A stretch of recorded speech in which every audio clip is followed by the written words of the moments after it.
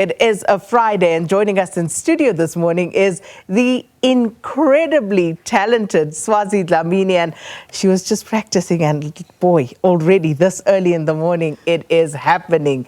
Now, Swazi Dlamini is a celebrated gospel artist. She's a jazz singer from Kwamashu in KwaZulu-Natal, and with roots in a musical and Christian family, Swazi's career began with the renowned Joyous Celebration ensemble before she ventured into jazz with her debut album, My First Love, in 2003. And this iconic album, as you know, catapulted her into stardom, earning her a prestigious South African Music Award, a Kora Award nomination, and with an impressive discography of 3 Afro-jazz and 5 gospel albums, the great Swazi Dlamini continues to garner recognition, including 2 SABC Crown Gospel Awards, and recently she celebrated, get this, she doesn't look a day over 20, but 20 years since her debut album with a sold-out concert. And why wouldn't it be? And we are so thrilled to have you here. Welcome. I'm so humbled and happy. Thank you so much. And you know, without any fear of contradiction, certainly one of the best voices in our country. I'm humbled. Thank you so much. And absolutely love you, love your voice, love your work. Thank you. And, you know, as a celebrated artist, at this journey, how would you describe your journey, you know, from gospel to jazz, but to just being this great, recognized South African artist? I think, you know, music, thank you so much, Sakina. Music is dependent on seasons and stages of your life. And, you know, with every season and every stage, there's been something to take away from and something to give. So at some point it was jazz, and some point it was gospel, and people were like, are you jazz or are you gospel? And I'm like, no, I'm an artist, and I create according to seasons of my life. And as you're reading back there, all the accolades and 20 years of my first love, etc., I'm in a season of jazz lately, and you know, that's what my spirit is pouring out. It has not come without its challenges, but you know, when people receive your music and reciprocate the love that you try to put out there, it actually encourages and it fuels you and it propels you to actually push further. You say it comes with challenges, and we often hear about the challenges. So what challenges are you, you know, up against at the moment in what you are doing currently? Not even at the moment. I mean, I've always been one of those independent artists. Of course, I signed with the multinationals at the very beginning of my career, but we went independent, my husband, and I, and we started producing our own albums. Not only that, but curating our own shows as far back as 2006, you know, and to actually have the staying power and the longevity for your career when you are the one who is financing and funding and pushing it.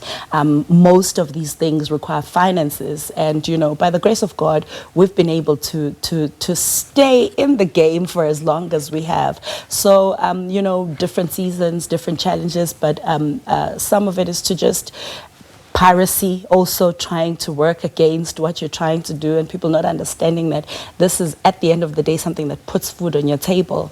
But you know, we soldier on because of the passion and the gift that God has endowed us with, and we love to hear people say, ooh, I love that song, or that I walked down the aisle to that song, yeah. Or you know, I fell in love with that song, or I prayed through that song. So we continue because we're not doing it for ourselves. Ultimately, we're doing it so that people can actually have a spiritual conduit to actually celebrate love, life, loss, whatever it is that they're celebrating at whatever season of their lives. And you know, family. Coming from a musical family, and now you have your husband Tsepo to lean on, and you know, I love that for you. But I love it for myself.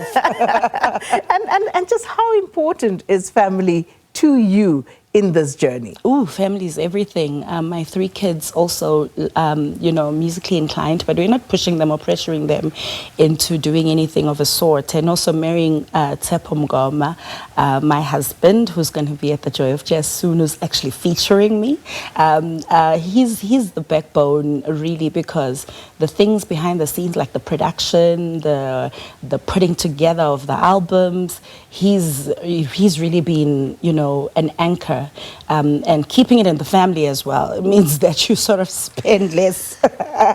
But more than anything, it works for us because we don't only work together, but so we understand each other. So he knows what I need before I even say it, and that makes the journey and the process a little bit more seamless. And then, you know, of course, you're saying you're in your jazz era right now. That's what's speaking to you right now. That's where my mind is at and my heart is at. And is there ever a bit of strife between, you know, jazz and the gospel? Not really. Even from the fans' perspective. Well, the fans, ironically, the fans of the jazz have been asking, when are you doing a jazz album? When are you performing jazz? So a few years ago, I celebrated 20 years of my first love. I think it was 2003. And since I've performed jazz at some of my shows, and I felt drawn and pulled back into it.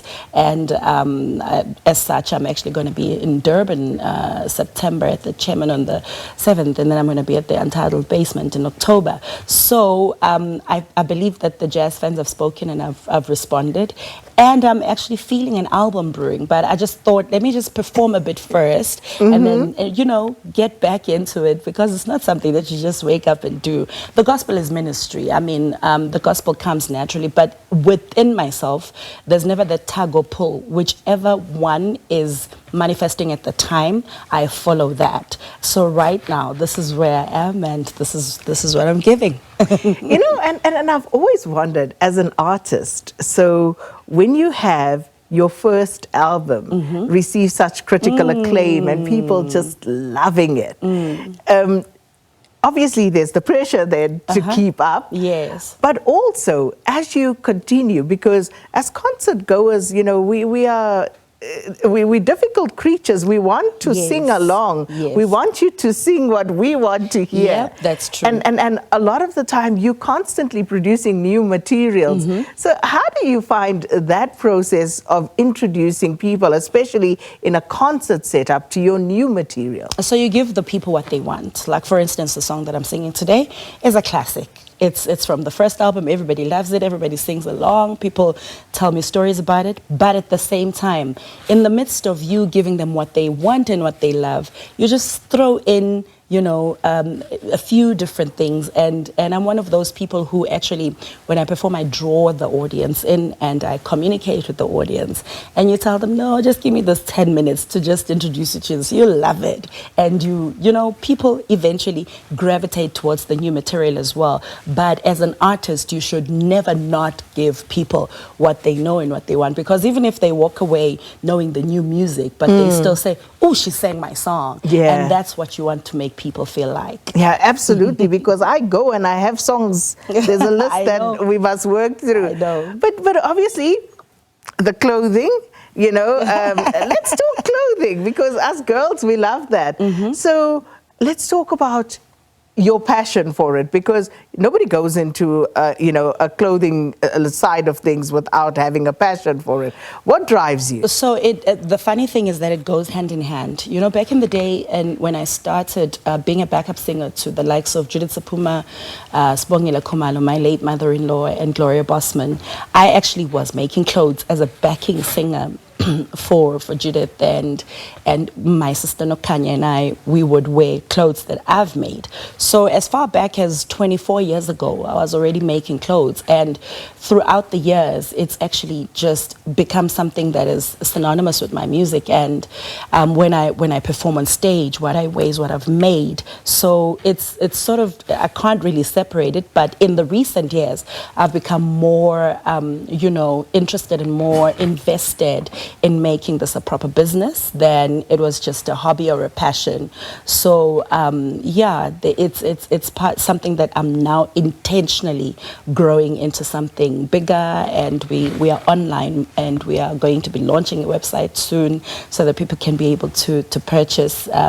Yeah, it's just part of my passions and my loves. I tell you, yo, Tepo, you struck gold here. Yeah. I think she also did. But I did. And as I said, I love this for the both of you. But it's just so unfair. She's gorgeous. She's talented, she's creative, she does everything. She can make clothes, she can sing. What can't you do? Can you cook? Yes, I can. Tapo will have you know that I can. You know what? Before it becomes any more depressing for me, let's park it there. She's obviously going to perform for us. The multi-award winning, the supremely talented Swazi Dlamini, our guest. We'll be back shortly with a performance.